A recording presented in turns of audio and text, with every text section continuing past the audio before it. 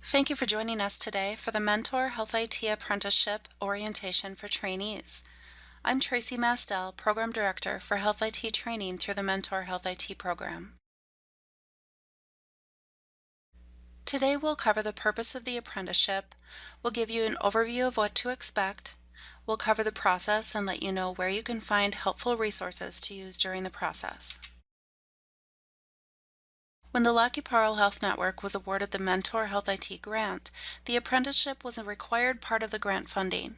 This is because it's been proven that trainees who have the opportunity to immediately apply the skills they've learned through the Health IT training are able to synthesize the concepts they learned and think critically through Health IT projects, which in turn help the organization's bottom line. Apprenticeships are generally started after your training is complete. We have estimated that if each person works on their apprenticeship for about 10 hours per week, it will take approximately 8 weeks for them to complete the entire thing.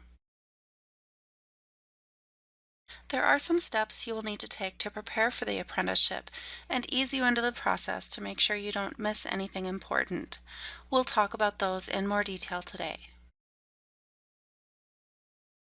The actual apprenticeship includes 3 parts: shadowing, ongoing responsibilities, and a project of your choice. Once you finish your apprenticeship, you will need to submit a capstone to summarize your experience and receive your certificate of completion. Again, we'll go through some details today, but this is just meant to give you an overview of what to expect. After this orientation, you should get started by reading through the apprenticeship toolkit the Mentor team has developed. It can be found in your email as an attachment, as well as in the D2L course news. Throughout this presentation, I have this image on the screen when we are looking at something which can be found in the toolkit. This toolkit goes into detail to explain the steps you need to take to get started and work through the apprenticeship. It's also a resource for you to refer to as you work through this experience. I'm going to walk through the parts of the toolkit in this presentation, but it is up to you to read through the details so you don't overlook important parts. The toolkit starts with an explanation of the purpose of the process for everyone involved. This information may help you discuss the apprenticeship with your employer or other organization where you're doing your apprenticeship. These types of situations often bring up questions about responsibilities, payment, and privacy, so we tried to address some of the most common questions in the Considerations section of the toolkit. If things come up for you which aren't addressed here, or you just need more of an explanation, don't hesitate to reach out to us at any time.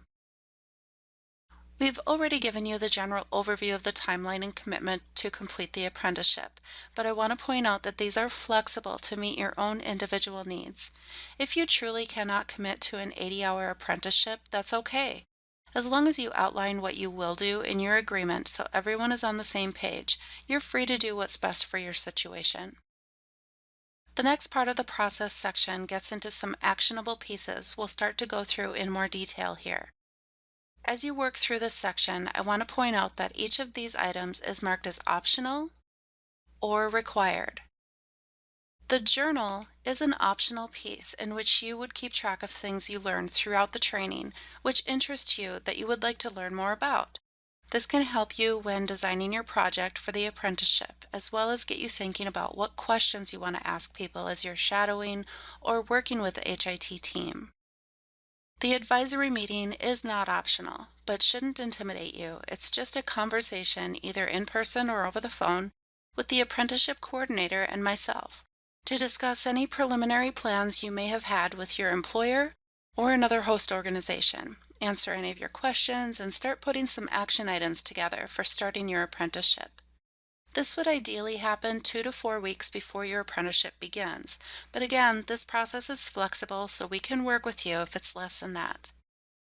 The apprenticeship proposal is another required piece, and it's what you use to submit your ideas for the project to the site sponsor, which is your employer or other host site.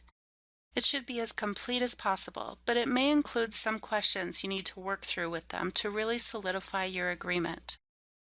The planning meeting is another optional piece where we can help you talk through the details of your project agreement with the site sponsor. The project agreement is one of the most important parts of your preparation. This is what outlines as many of the details of your project as possible. You'll see that there are some key pieces of information which must be included in your agreement, and it will be signed by yourself, the site sponsor and contact, and the apprenticeship coordinator, and we keep a copy of this on file to refer to during the evaluation process. The last part of the preparation is the memorandum of agreement between the site host and the Mentor HIT team. The Mentor team has been working with all of the sites we believe are involved in the apprenticeship process, so trainees shouldn't need to worry about this piece. Once the planning is done, which I'm sure we've made sound much more complicated than it is, you can get started in the actual apprenticeship. In addition to what you'll see in the toolkit, I'll go through these 3 sections in more detail here today. You've probably all seen this brain tree graphic where we illustrate how each area across an organization uses technology in various ways, which in turn nourish the organization's collective knowledge to accomplish its goals. By starting your apprenticeship with shadowing each of these areas, you see firsthand how they use technology and are able to see the real-world application of the important workflow concepts you learned in the training. We understand that in many of these smaller facilities, the same person may be performing more than one of these job functions, so it's up to you to have them demonstrate how their use of technology differs depending on their role. You are asked to shadow each area for at least 2 hours for a total of 18 hours to complete the shadowing experience. The second part of the apprenticeship involves learning what it's like to be part of the HIT team at a facility. These are some examples of things you can do during this phase. The third part of the apprenticeship is the part I'm most excited about for you, the individual project. This should be something you are interested in, or could also be something the organization needs your help on right now. You're encouraged to propose your own ideas, or you may use one of the suggested projects listed here. The most important thing is projects should be pre-planned and agreed upon in your project agreement. We will ask you and the site sponsor and contact to complete 2 assessments during the apprenticeship. The midpoint assessment will ensure the project agreement is being followed and any issues are addressed and corrected by either the trainee, site, or mentor program staff. The final assessment will determine the level of satisfaction and whether everyone's expectations were met.